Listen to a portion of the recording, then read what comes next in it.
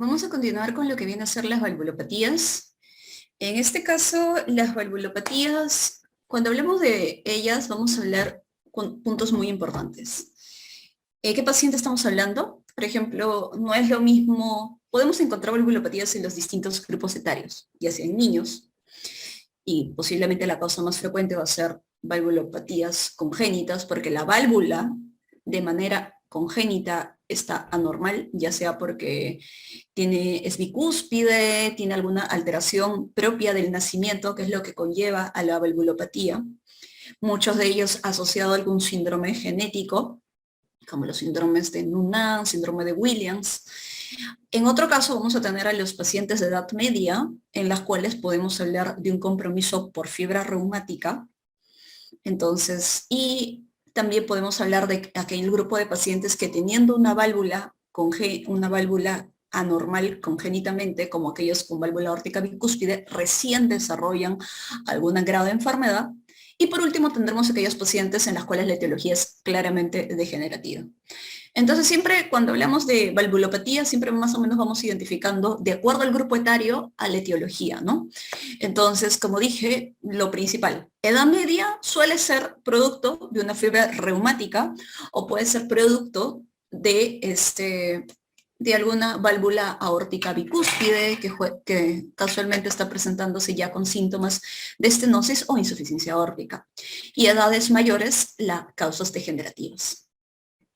Dentro de la presentación clínica también nos interesa, uno, si la manifestación es aguda o si la manifestación es crónica. Claramente estos dos puntos de corte van a ser muy diferenciados porque la presentación de los síntomas es bastante acelerado y en el caso de la presentación crónica esto viene de más de años.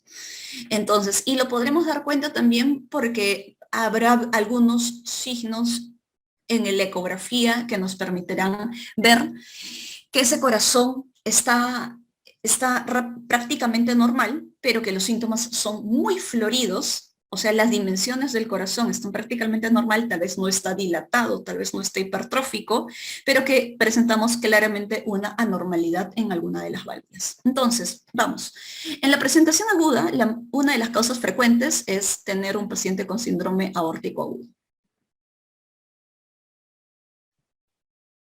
Tener pacientes con endocarditis,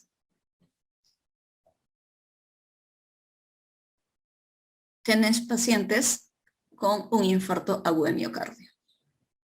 Entonces, estas son las causas más frecuentes de presentaciones agudas en las cuales los síntomas van a ser floridos, van a ser súbitos y como dije, va a existir una anormalidad ya sea de regurgitación en la mayoría de los casos, porque en el síndrome aórtico agudo, ¿cuál se va a afectar? La válvula aórtica. ¿Y qué vamos a ver? Una insuficiencia aórtica aguda.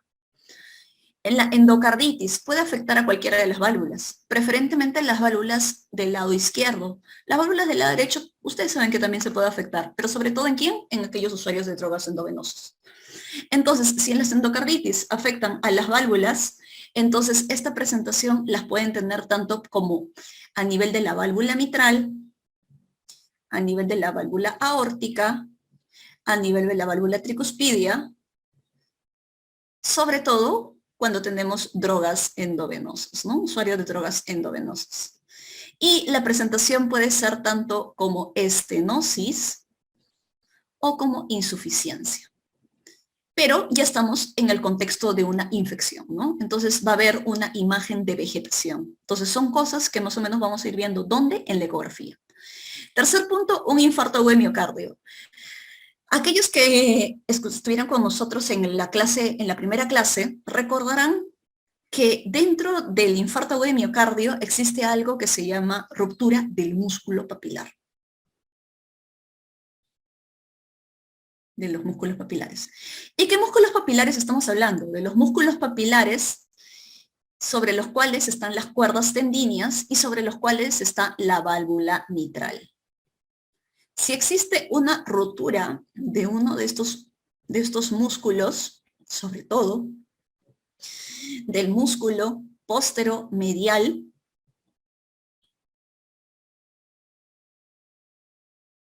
por infarto de coronaria derecha, infarto agudo de miocardio de coronaria derecha, esto va a llevar a que el paciente presente una insuficiencia mitral aguda. Entonces, y obviamente, como dijimos, ¿qué es lo que vamos a ver en la ecografía? Vamos a ver estos compromisos, ya sea la vegetación, la insuficiencia aórtica por un síndrome aórtico agudo, la insuficiencia mitral por una rotura de músculo papilar.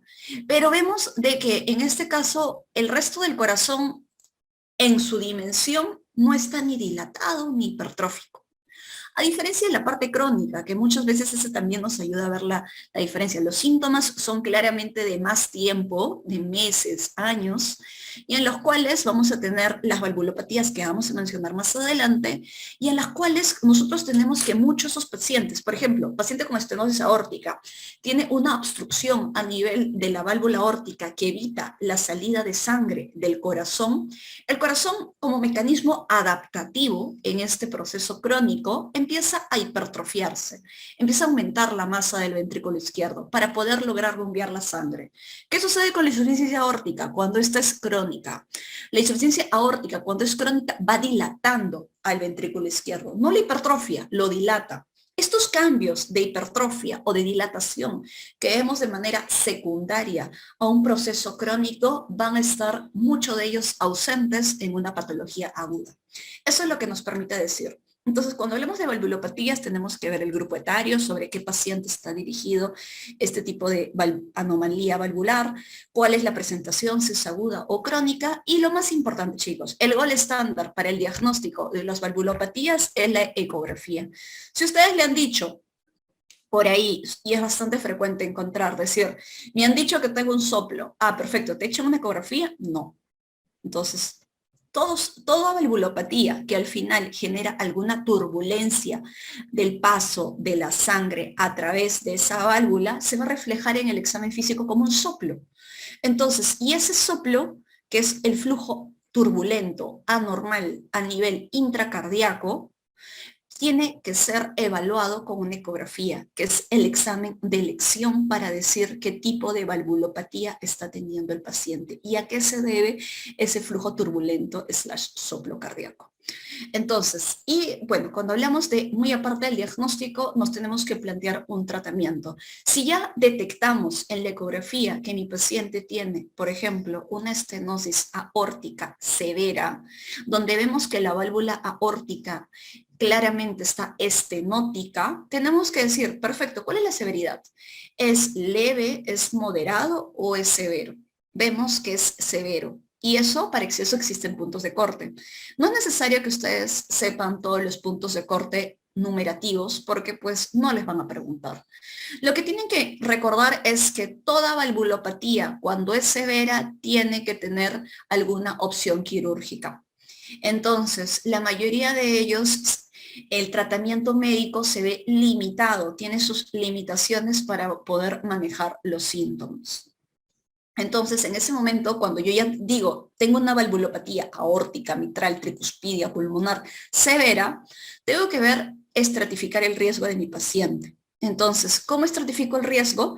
Para saber si es un paciente, la edad, cuál es, si tiene enfermedad renal, no tiene enfermedad renal, si tiene, por ejemplo, alguna enfermedad pulmonar, si tiene enfermedades, por ejemplo, coronarias, con morbilidades que hacen que su riesgo quirúrgico para operarlo y cambiarle esa válvula sea mayor.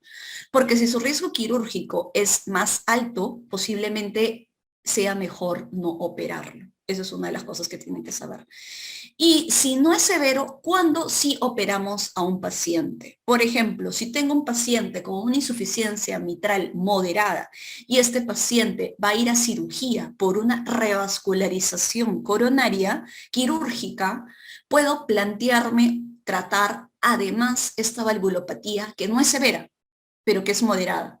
¿Por qué? Porque voy a entrar a sala de operaciones. Y si voy a entrar a sala de operaciones, más me vale ver cómo está el estado de las válvulas para hacer una cirugía combinada. Entonces, otro punto, si yo ya sé que mi paciente, su única opción es cambiarle la válvula y su riesgo quirúrgico no es alto, yo muchos de ellos voy a tener que llevarlo a un cateterismo. Porque como dije, si vamos a entrar a sala de operaciones, tenemos que verificar que no solo la válvula está mal, sino preguntarnos cómo están las arterias del corazón. Porque muchas enfermedades valvulares se asocian a enfermedades coronarias. ¿Como cuál? Como la estenosis aórtica. La estenosis aórtica, como veremos más adelante, es la valvulopatía más frecuente y muchas veces se asocia a estados de aterosclerosis. Entonces, muchos de esos pacientes, hasta un 50% de los casos, tienen enfermedad coronaria.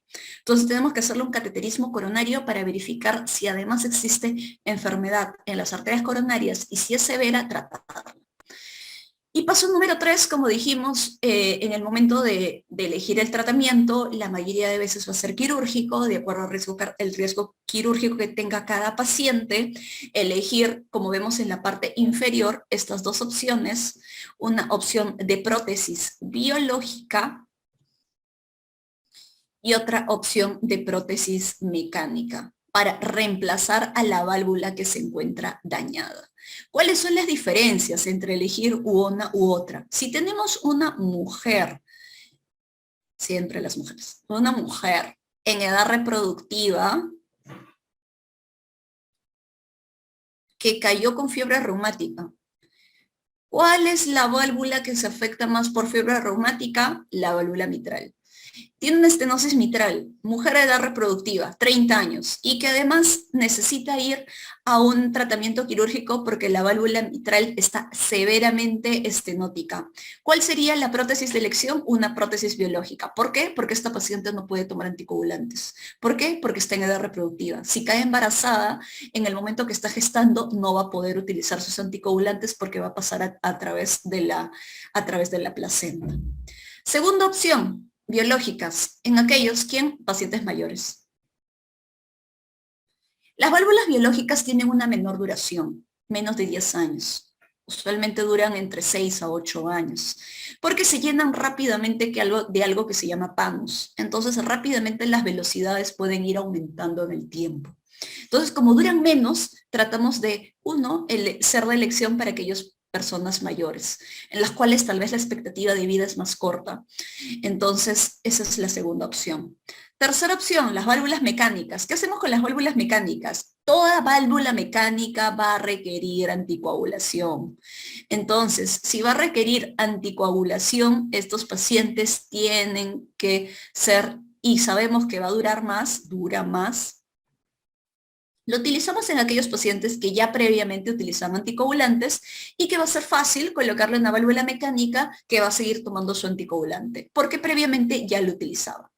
Entonces, o pacientes jóvenes, en los cuales la expectativa de vida es más alta y en los cuales sabemos de que esta válvula le va a durar más de 10 años. Entonces, esas son algunas de las diferencias que utilizamos en el tratamiento quirúrgico.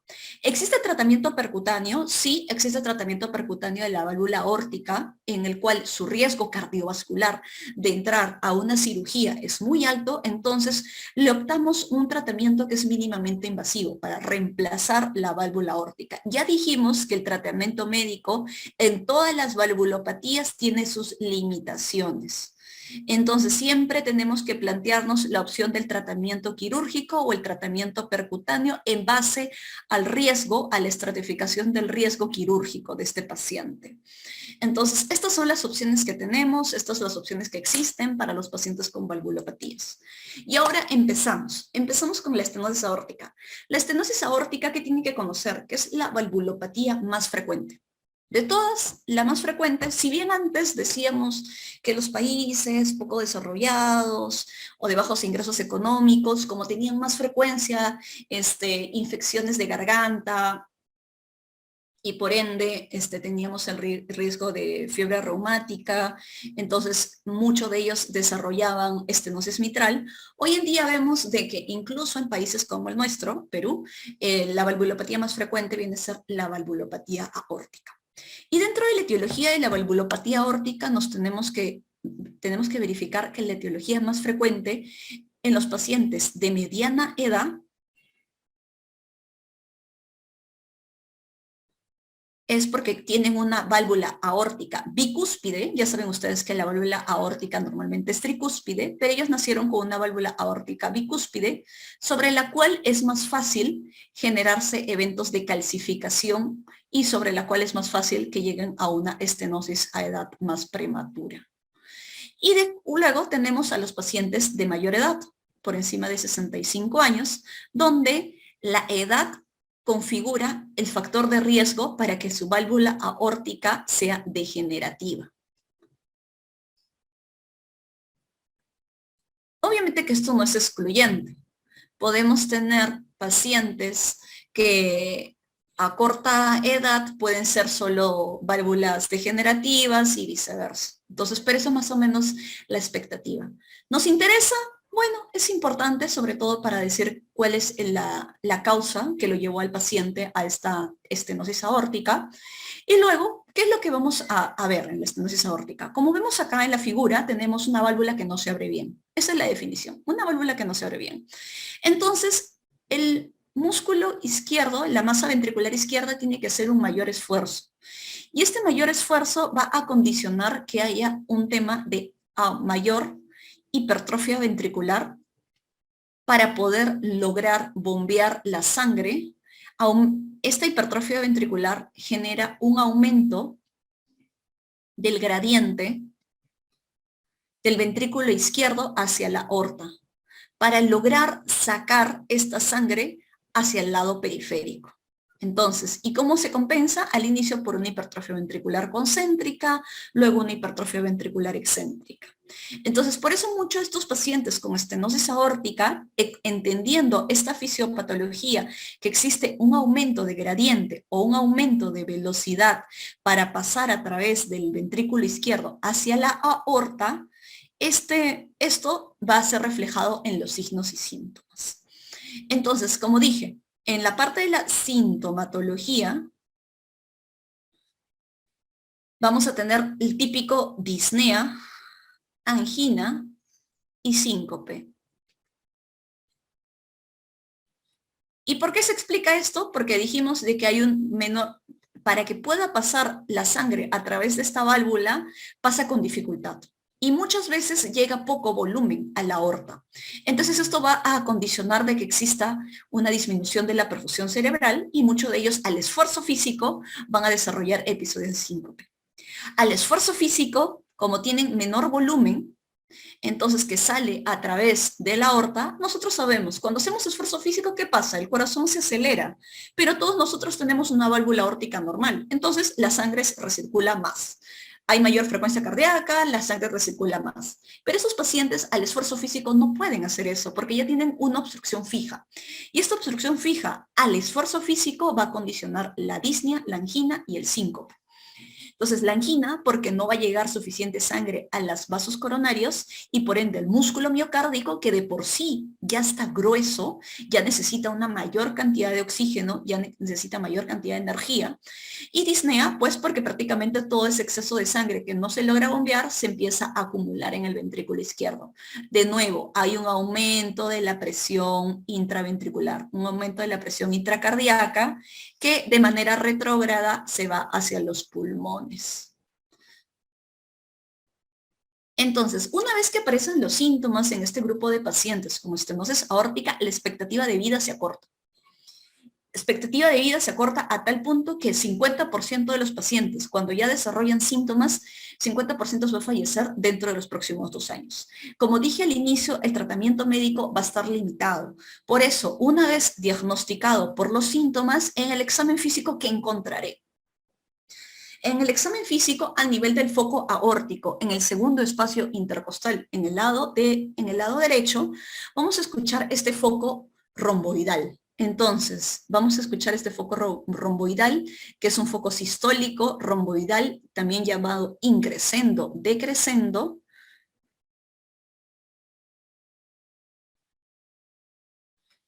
Y que aparece después con un cierre de la válvula aórtica tardía y un segundo ruido disminuido. Normalmente, ¿qué pasa cuando nosotros escuchamos cuando hacemos una semiología cardíaca? Recordemos que El cierre de las válvulas sigmoideas, primero es el cierre de la válvula mitral y luego la válvula tricuspidea. Luego viene el episodio, luego viene la sístole, y luego se cierra la válvula aórtica primero y luego la válvula pulmonar. Y luego viene la diástole.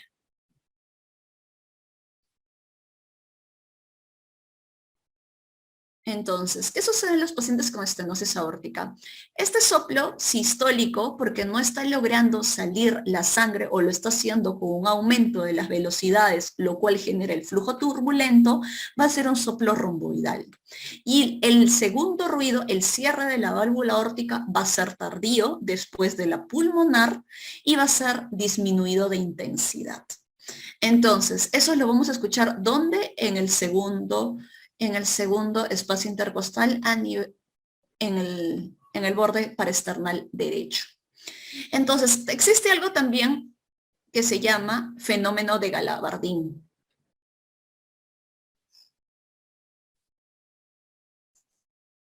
Para continuar con esto de hablar del fenómeno de Galabardín, vamos a decir que este soplo de la estenosis aórtica es muy característico, porque no solo lo escuchamos acá, sino que tiene una proyección tanto al cuello como a la axila. Algunos dicen en banda presidencial. Y este fenómeno de Galabardín, ¿qué significa? Que este mismo soplo sistólico lo voy a escuchar de manera musical, sobre todo y predominantemente a nivel apical. Entonces, es el soplo musical, tiene distinta auscultación, pero que es sistólico en los pacientes con estenosis aórtica y los escucho a nivel del ápex. Entonces, ¿tiene alguna significancia? No, es más la parte semiológica. Para ustedes decir, estoy ante un paciente con fenómeno de Galabardín. Una vez encontrado esto, tanto por los síntomas y los signos, ya dijimos que la ecografía es el manejo de elección. ¿Cuál es el tratamiento? Dijimos que el tratamiento médico es limitado. Dijimos que el 50% de los pacientes, una vez teniendo los síntomas, tiene una expectativa de vida menor, porque 50% fallecer. Entonces, el tratamiento de elección es el tratamiento quirúrgico o percutáneo. Son dos cosas distintas. Quirúrgico porque cambiaremos la válvula a una válvula mecánica o una válvula biológica, y percutáneo porque utilizaremos algo que se llama el TAVI. Entonces, ¿qué es lo que nos definirá hacer una u otra? El riesgo quirúrgico del paciente. Una es cirugía a corazón abierto y el otra es cirugía mínimamente invasiva, porque solo se hace una punción a nivel de las piernas. Entonces, no tienen que conocer más acerca de esta valvulopatía, esos son los puntos más importantes. Ahora vamos con la insuficiencia aórtica. La insuficiencia aórtica, la etiología. Cuando hablamos de la insuficiencia aórtica, vamos a reconocer que la válvula aórtica está mal o es la raíz aórtica la que se encuentra mal. ¿Qué significa? ¿Cuál es la diferencia? Cuando hablemos de la aorta, vamos a recordar que es algo así. Acá está el tronco brachiocefálico, acá está la carótida izquierda y acá está la subclavia. Este es el arco aórtico o el callado y la aorta descendente. Entonces, esta es la raíz. Esto de acá es la raíz aórtica. Acá está la válvula aórtica. Entonces, en la insuficiencia aórtica o puede estar mal la válvula aórtica o puede estar mal la raíz aórtica. Si está mal la válvula aórtica, significa que muchas de veces es porque es una válvula aórtica bicúspide. Y si está mal la raíz, significa que muchas veces está dilatada. Y la dilatación es frecuente ¿en quién? En pacientes con alteraciones de tipo colágeno. Por ejemplo, los pacientes con síndrome de Marfan. Entonces, cualquiera de estas dos entidades me puede llevar a que el paciente tenga una insuficiencia aórtica. Sobre todo en este caso, insuficiencia aórtica crónica. Ya dijimos que aguda puede ser por una disección aórtica, puede ser por una endocarditis, pero estamos hablando básicamente de insuficiencia aórtica crónica. Entonces, ¿qué vamos a hacer? ¿Qué vamos a ver acá? El problema no es para que la sangre salga hacia la aorta, el problema es porque la sangre regresa, como lo vemos acá. La sangre está retornando, hay una regurgitación. regurgitación o insuficiencia, que es lo mismo. Entonces, si la sangre salió durante la sístole, en la diástole vuelve a regresar al corazón. Y este robo que existe de la sangre que no logra llegar a nivel periférico se conoce como los síntomas principales de la insuficiencia aórtica. Por eso es que a nivel del pulso podemos tener el pulso Zeller, que suele ser un pulso como martillo de agua, que rápidamente incrementa porque este volumen que regresó vuelve a salir y vuelve a salir con fuerza, porque no hay problemas en la salida, vuelve a salir. Pero de ahí rápidamente, y por eso es que vemos este martillo de agua, este pico tan alto, pero de ahí vuelve a regresar. Por eso se da este efecto de, como dijimos, de robo sistólico y que rápidamente vuelve a regresar. Pulso Zeller, tenemos también ahí en este caso el pulso Magnus, o en unos casos también llaman cuando hay un doble foco sistólico el pulso Bisferens. Todo esto, ¿por qué? Entendiendo simplemente porque va a salir entendiendo un poco la fisiopatología de la insuficiencia aórtica. Esto también nos va a ayudar a entender mucho de los síntomas que se ve en los pacientes, como por ejemplo el signo de Muset, bueno, los signos que vemos a nivel de la uña, el quinque. Entonces, todo eso también es explicado por este mismo robo que existe en latido a latido. Sale la sangre con fuerza y de ahí retorna con fuerza. Entonces, y otra cosa muy importante es que la diferencial de pulso en estos pacientes, ¿y qué es la diferencial? La presión de pulso, que es la diferencial de la presión arterial sistólica menos la diastólica, es bastante alta. Entonces, por ejemplo, vamos a ver pacientes que tienen presiones de 120 con 40. Todo explicado por esto, porque en la sístole está todo bien y en la diástole hay este efecto de robo coronario. ¿Qué estamos viendo? Que la diferencial 120 menos 40 es bastante amplia. Normalmente está entre 40 y 50 y estos pacientes lo tienen por encima de 50. Y que la diástole es bastante baja. De ahí, cuando vamos a la clínica, muchos de estos pacientes se van a presentar, si vamos viendo de que va a regresar la sangre hacia el ventrículo izquierdo, ¿qué pasa con el ventrículo izquierdo? ¿Se va a hipertrofiar o se va a tener un efecto de hipertrofia o va a tener un efecto de dilatación? Estos pacientes van a tener un ventrículo izquierdo que cada vez se va dilatando más. No se va a engrosar, sino su primera acción va a ser dilatarse. Entonces va a haber una dilatación progresiva del ventrículo izquierdo por siempre estar recibiendo una sangre extra en cada latido.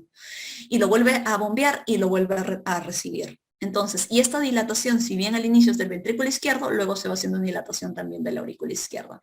El síntoma más típico siempre va a ser la disnea. No presentan lo característico de disnea angino-síncope, pero van a tener disnea.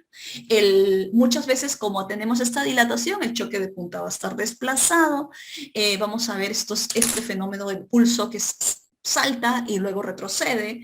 Y, por ejemplo, en la clínica ya no va a ser el segundo espacio intercostal a nivel paraesternal derecho, sino vamos a escucharlo mejor. ¿En dónde? En el foco de Earp. ¿Y cuál es el foco de Earp? Es el tercer espacio intercostal a nivel paraesternal izquierdo. Entonces, en este lugar, con la membrana, va a ser donde mejor se va a escuchar este tipo de soplo. Y como dijimos, si no es un problema de salir, si no es un problema de regresar, es un problema en la diástole.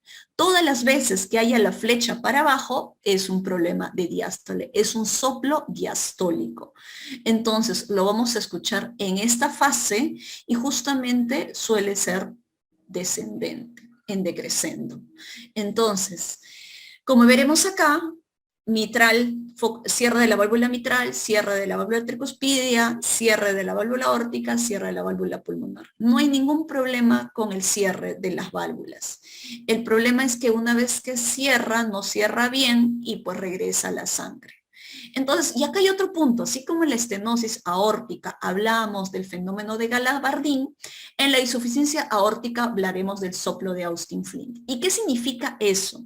Que significa que, por ejemplo, una vez que la sangre regresó hacia el ventrículo izquierdo durante la diástole, este fenómeno de retroceso, recordemos que en ese momento la válvula mitral se quiere abrir. Porque se quiere abrir porque ya sabemos que en la diástole la válvula mitral está abierta para llevar la sangre de la aurícula al ventrículo izquierdo. ¿Qué pasa con este fenómeno de Austin Flint? Que esta sangre que retrocede va a evitar la apertura del velo anterior. Entonces hay un cierre o se evita la apertura del velo anterior de la válvula mitral. ¿Y por qué? Porque la sangre está retrocediendo y en este proceso de retroceso de la sangre va a evitar que la válvula mitral se abra correctamente. Este fenómeno de que no permita abrir correctamente la válvula mitral va a generar una estenosis mitral. Es una estenosis mitral funcional porque no significa que la válvula mitral esté mal. Esto es a consecuencia de la insuficiencia aórtica y este fenómeno de estenosis mitral funcional lo vamos a escuchar también como un soplo diastólico que no está, a diferencia del soplo de estenosis mitral, porque orgánica, esta estenosis mitral funcional no precedida por chasquido de apertura.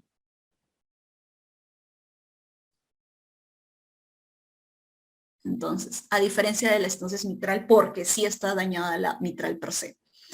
Entonces, y luego, como ya dijimos, en la sístole, todo este exceso de sangre que regresó vuelve a salir.